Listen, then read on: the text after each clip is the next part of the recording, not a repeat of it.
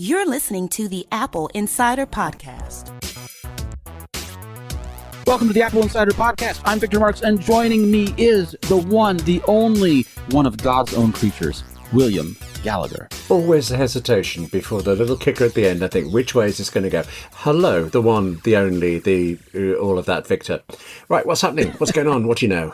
I know multitudes. What do you know? Very little, actually. It's embarrassing, to be fair. But you can fill me in, can't you? Shocking. Apple released the betas for macOS 10.15.4, iOS 13.4, iPadOS 13.4, tvOS 13.4, and watchOS, confusingly named 6.2. Right. Okay. They aligned all of the other version numbers except the Mac and watchOS. I'm just saying. God, it's just, what are they thinking about? They're amateurs, really, aren't they? I mean, yes, there's all the software updates, all this, but the numbers. Okay. So the question is, 0.4, relatively stable or getting more stable, although betas are still betas. But I mean, by the time we get to a 0.4 release, they've fixed the bugs that they intended to fix when they were releasing it with the 0.0. They've fixed the bugs that they found internally after that. They fixed the bugs that people reported to them, and now they're on to a relatively stable kind of thing, and more bugs will crop up, I'm sure. Oh, but hang on. Does this mean they're actually onto the stage of adding new features? I mean, presumably not massive ones. They'll keep that to next year, but little bits. At this point, they've sort of restored some of the features that they meant to release with, kind of thing. Okay. There are some interesting details. So first of all, a number of people looking at GUI stuff and interface figured out that the new beta actually puts back interface elements that had been taken away in previous versions. Okay. You know how iOS used to give you sort of a different gray color that indicated that there was a toolbar at the bottom, and then the icons populated that? Yes. That went away with 13. I didn't notice. And is now back.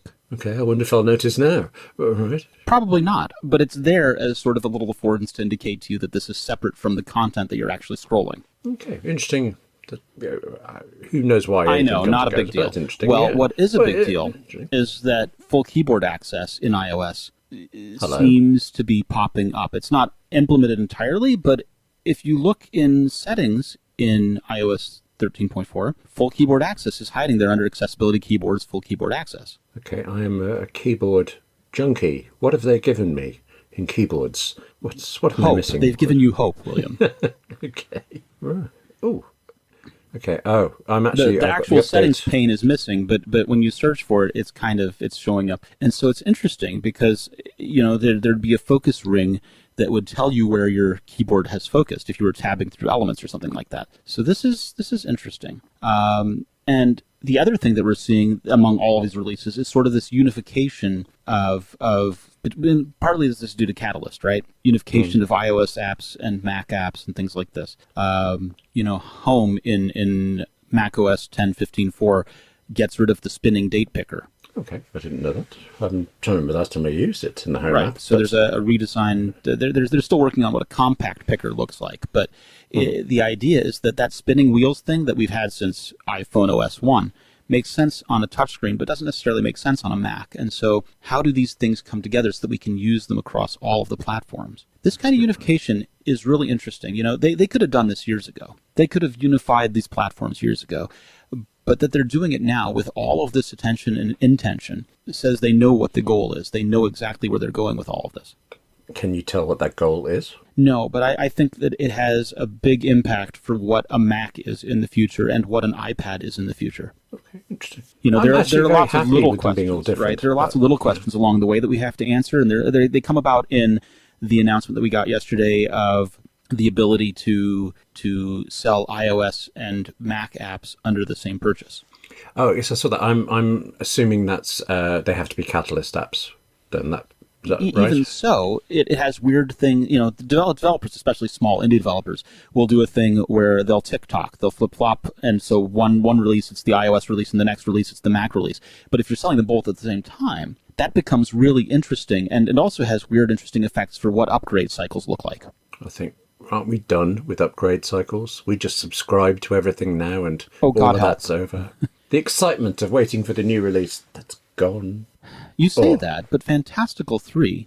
Yes. Which is, by the way, I like Fantastical very much. Been a devoted user of Fantastical since version 1. They released version 3 and changed model to subscription. And along the way gave additional features to version 2 users, and version 2 users get pretty much every feature they've had in version 2. Version 3 gets every feature they've had in version 2. I'll say this correctly at some point, I promise. They've moved to the subscription model, and so it's going to be interesting to see what happens with upgrades and updates. I love Fantastical, and I'm a Fantastical 2 user, so I got all of the features I have brought into the new one. And actually, lots of the stuff they do, I don't even touch anything to do with tasks and reminders in any calendar app. I have OmniFocus for that, so I don't know what's going on that side, and I don't tend to need that sort of stuff. So I'm actually very happy with the version of Fantastical I have, except it is having bugs at the moment, and quite serious ones, and they're obviously fixing them right, left and centre, but just at the moment, it's upsetting, really. Not every release goes smoothly. Back. Look, sometimes software isn't released or launched so much as it escapes, leaving a trail of developer tears behind it. I once worked on a commercial BBC website that had a massive, massive relaunch. And the night it was happening, at 6 o'clock when it was going to go live, they brought out this trolley full of bottles of champagne. Oh, God. And at 2 minutes past 6, they wheeled the trolley back again because it had instantaneously gone so disastrously badly. They lost. Did they bring out the trolley of bourbon or scotch or something else with which to drown their tears? No, I tend to focus on how many people got fired, but that's another thing. Ooh, for it, wow. Yes. As far as I know, that champagne is still in that BBC Worldwide building somewhere. Does it ferment? Does it go off? I don't know. But yes, so I'm used to things going on, and Fantastical fixing things, but I think it's a measure of how much I love it that I actually feel a bit bereft. I've gone back to Apple's calendar one, and it's just not as good as Fantastical. But my greater point was not so much about Fantastical, which is wonderful, but that Catalyst is hugely important. And I early on thought of Catalyst as a stepping stone, and I thought that Swift UI was the most important part of this story. But I now think that I've revised my opinion and that they are both equally important, hugely so. I can see for new apps that come along, but apps that I am deeply embedded with, have been around for years, nobody's going to scrap their Mac version to redo the iOS one as Catalyst. So I'm less interested. I am more interested in Swift UI for new things. But I think it's a longer-term progression for people that have a stack that's been written for years and years. But there are more iOS developers than there are Mac developers, and it's an interesting transition that allows these two things to become one. Let's move on. I'm going to take a beat here, and I want William, please tell us all about Masterclass. How much do you love Masterclass? Oh, Masterclass, completely. Love it. I was given it as a present, and I'm already thinking, I'm into February now. You get a year subscription. I've been given a year with it. I feel like I'm running out of time in the year already because there are so many people I want to see in it. I've now completed 2. Aaron Sorkin, I just finished his writing advice section, which is weird. I feel like Aaron Sorkin is now my best pal after this, which is just embarrassing, frankly. But he's so interesting. Thanks. And also, many, many times, he says things that I think. So I feel so vindicated. So I'm either vindicated or I'm learning things. Oh, he did disagree with something of mine. And I thought, yeah, okay, all right, see your point. Yeah, and Jodie Foster is just an incredible watch. The passion she has for directing, I think it's great. And I'm now into Sandra Rhimes, also about television writing.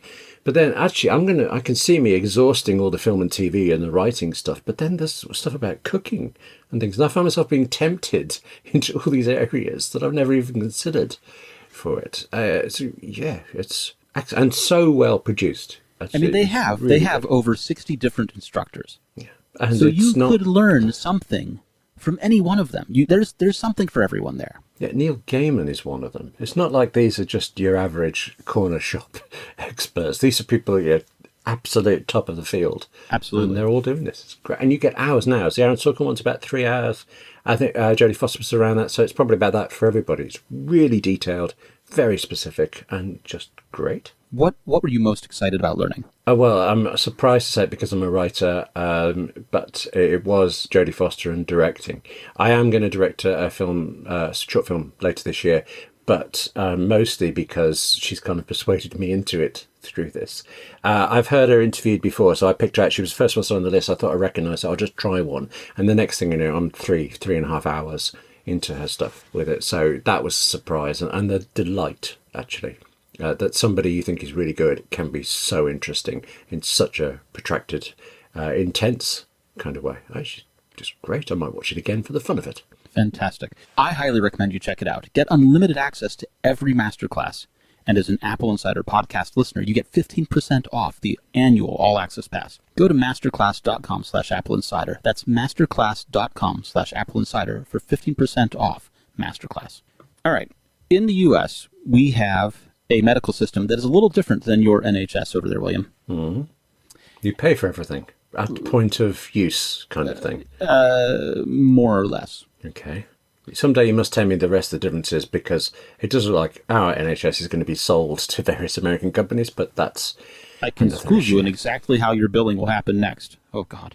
Thanks. Anyway, we also have medical records, and there are health records firms that basically go in and sell a hospital system on using their records system. And so like all medical entry happens into their software interface and then goes into their database and then is shared around within that hospital system.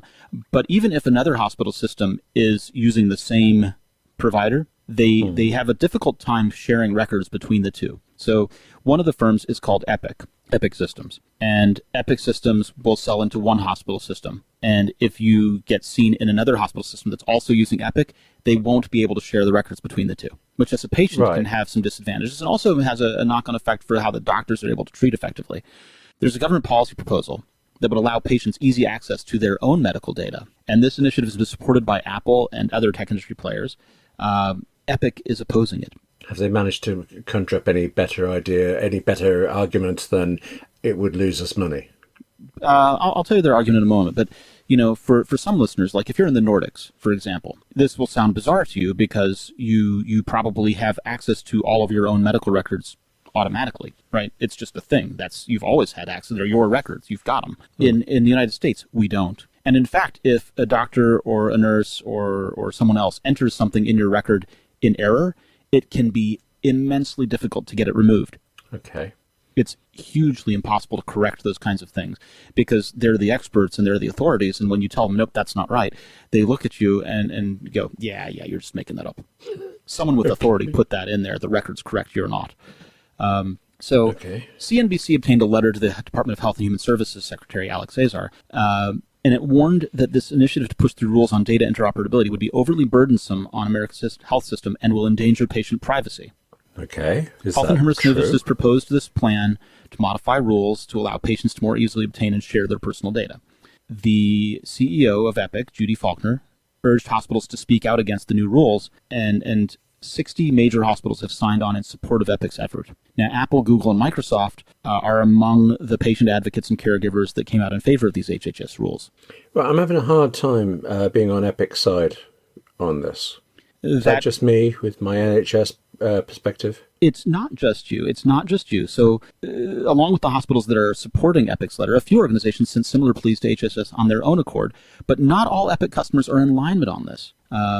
A bunch of the firm's largest clients declined or failed to sign the letter in January. Okay. And my mind keeps going back to this overly burdensome thing. I don't understand how that can be true. They'd have to fix their stuff to be able to share it with customers. Well, this is killing. They don't want to do that. Idea, well, possibly a bad choice of phrase there. But the idea, this thing you said that it works within the hospital. So the doctor in front of me can see my record and the doctor down the hall from the ward can see it. Yeah. But I leave, I go on holiday and have to visit another hospital. They can't. Correct. It's just... Yeah.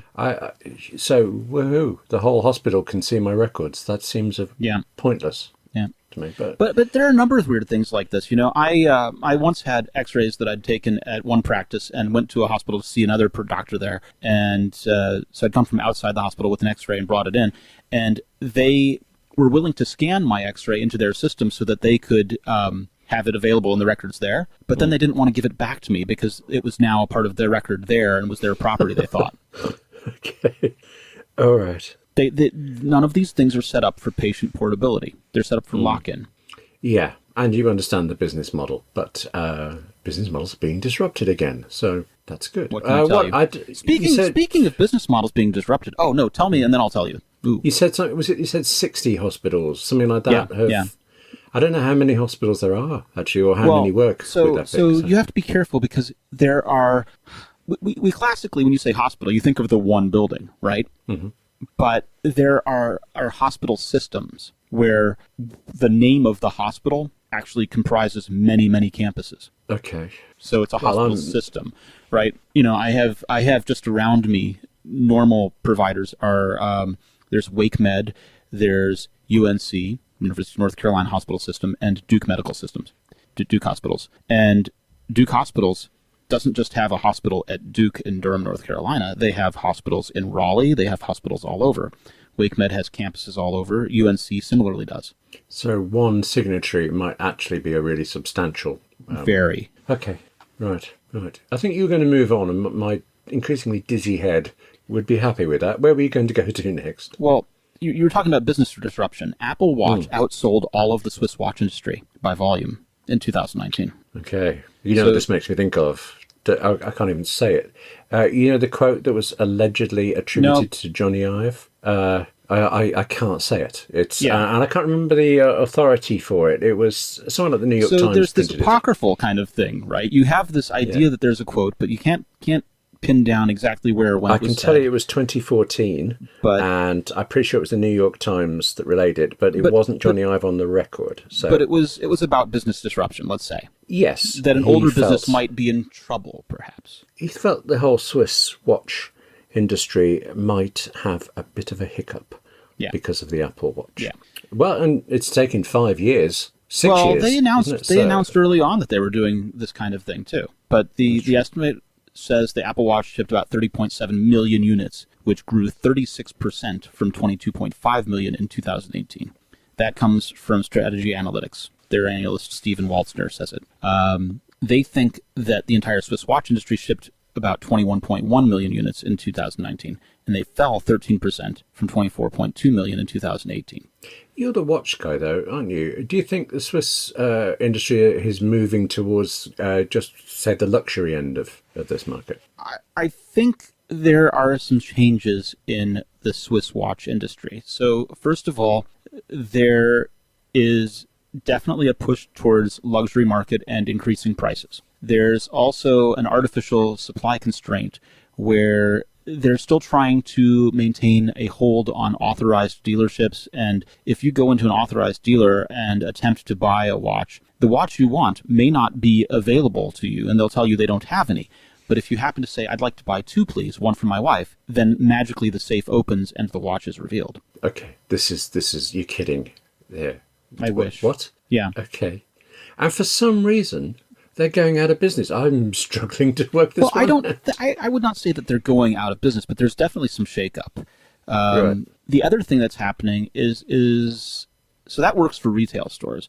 There's a number of people who are doing direct to consumer that are smaller brands, or what we call micro brands, where they account for a very small portion of the pie, but in terms of fandom, they're doing quite successfully because they don't have retail margins. They can reduce their prices to account for just their profits, and they can really focus on making a perfectly good watch that if you were buying from a Swiss authorized dealer would cost significantly more. Okay, my mind is still on the I want to, please, kidding kind of approach to buying a watch. No, seriously, if you ask do you have a Submariner? Nope, don't have Submariners. And yet, if you say, I would like two, please, or I would like to purchase something else also, it's possible. I have seen photographs of the inside of the safes where they've said, nope, we don't have, and then all of a sudden all the models you actually wanted are there. Right. So maybe Apple isn't just great at selling things, they're just not daft at not selling them. There's that too. But also,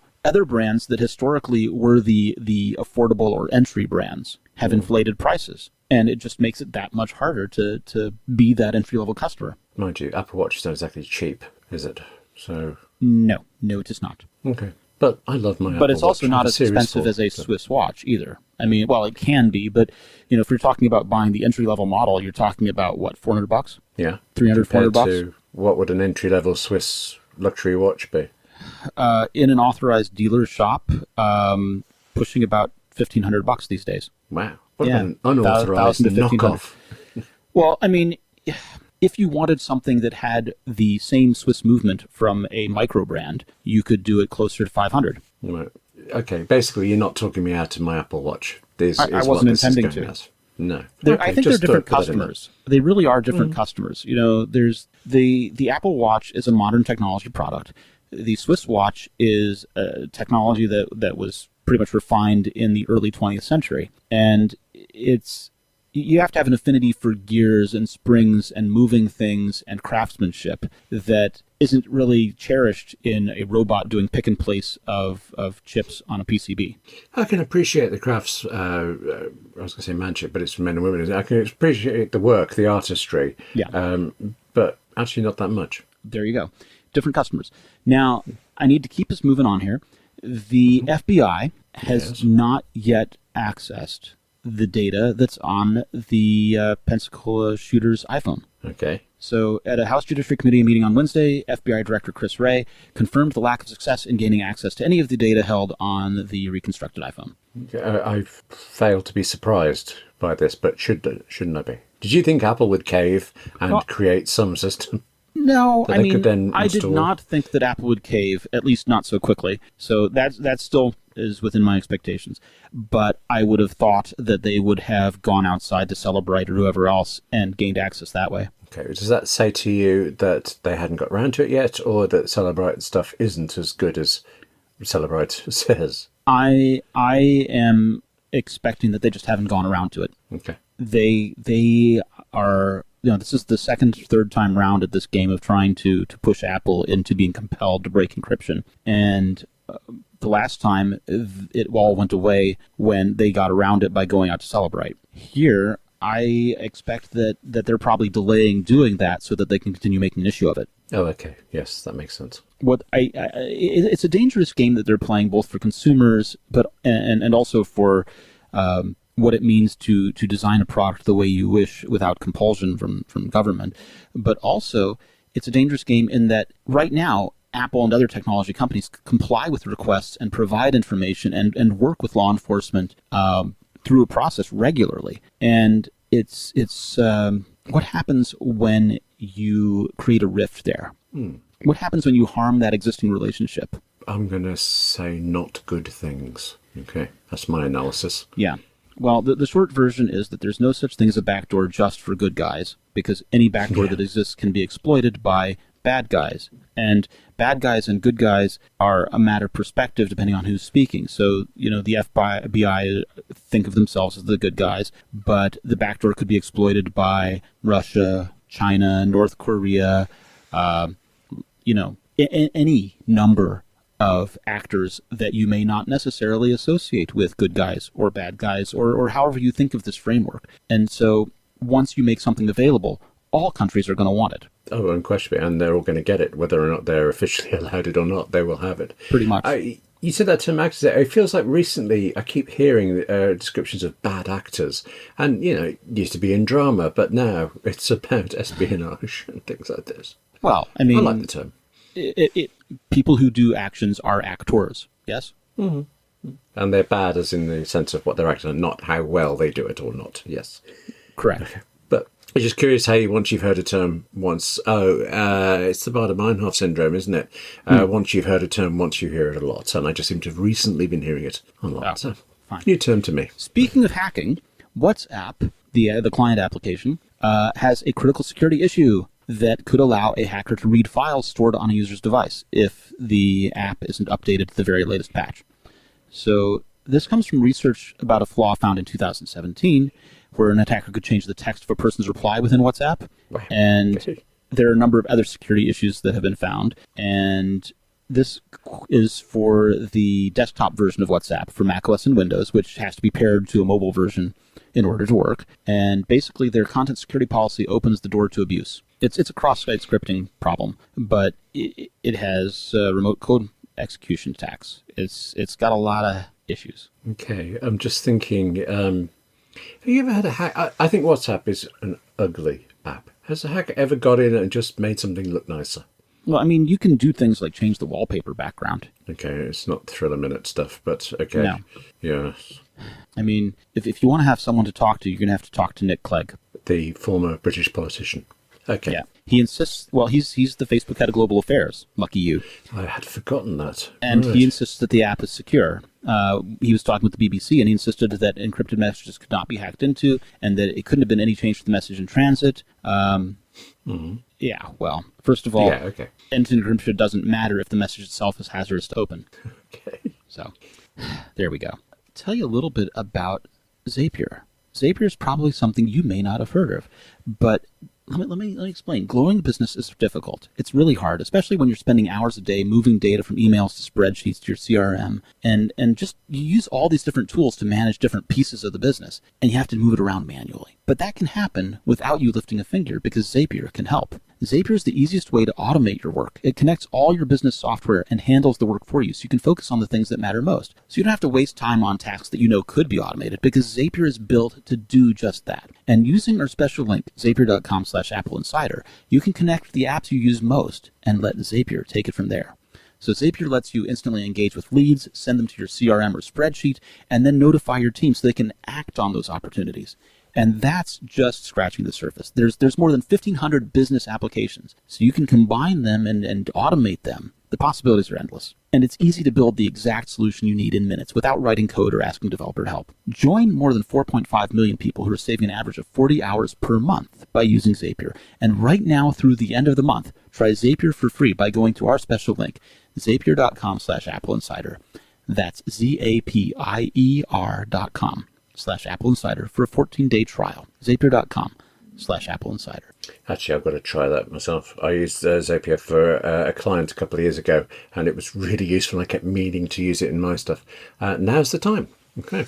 Oh. Now is absolutely the time. Well, William, thank you so much for being here with me. Well, thank you for having me. It's a treat to get to talk with you.